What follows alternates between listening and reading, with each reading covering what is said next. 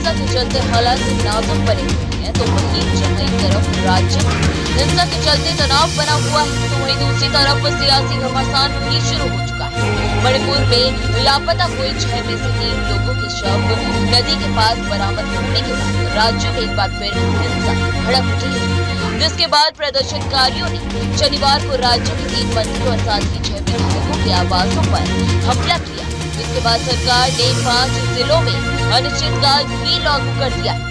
मणिपुर हिंसा के चलते गृह मंत्री अमित शाह ने रविवार को अचानक महाराष्ट्र की अपनी 4 रैलियां रद्द कर दी। वो चुनाव प्रचार के लिए नागपुर पहुंच गए थे। अचानक गृह मंत्री ने ये बड़ा फैसला लिया और दिल्ली लौट आए। बताया जा रहा है कि मणिपुर के बिगड़ते माहौल को लेकर गृह मंत्री ने ये फैसला लिया है। सरकार मणिपुर में शांति बहाली के लिए कोई बड़ा कदम उठा सकती है, तो वहीं गृह मंत्री अमित शाह आज विदर्भ में 4 रैलियां करने वाले हैं। तो वहीं सुबह 11 बजे के करीब वो गढ़चिरौली के लिए रवाना होने वाले थे, तभी पता चला कि उन्होंने अपनी सभी रैलियां रद्द कर दी और दिल्ली लौट आए। तो वहीं मिल रही जानकारी के अनुसार मणिपुर हिंसा को लेकर ही उन्होंने ये फैसला लिया।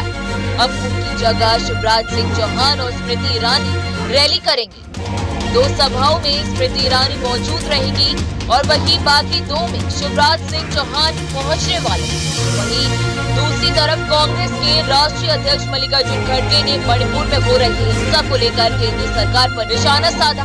उन्होंने कहा है कि ना मणिपुर एक है, ना मणिपुर सेफ है। तो वहीं मल्लिकार्जुन खड़गे ने पीएम मोदी पर निशाना साधते हुए सोशल मीडिया पे लिखा कि आपकी डबल इंजन सरकार में ना तो मणिपुर एक है, ना तो मणिपुर सुरक्षित है।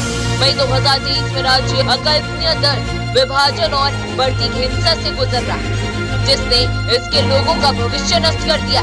हम इसे पूरी जिम्मेदारी के साथ कह रहे हैं कि ऐसा लगता है कि भाजपा जानबूझकर मणिपुर को जलाना चाहती है। यही नहीं, मणिपुर में बढ़ती हिंसा पर लोकसभा में नेता प्रतिपक्ष राहुल गांधी की भी सख्त टिप्पणी सामने आ गई। उन्होंने एक्स पर एक पोस्ट के जरिए लिखा कि मणिपुर में हाल ही में हुई हिंसा, झड़पों, लगातार हो रहे रक्तपात ने देश को झकझोर के रख दिया।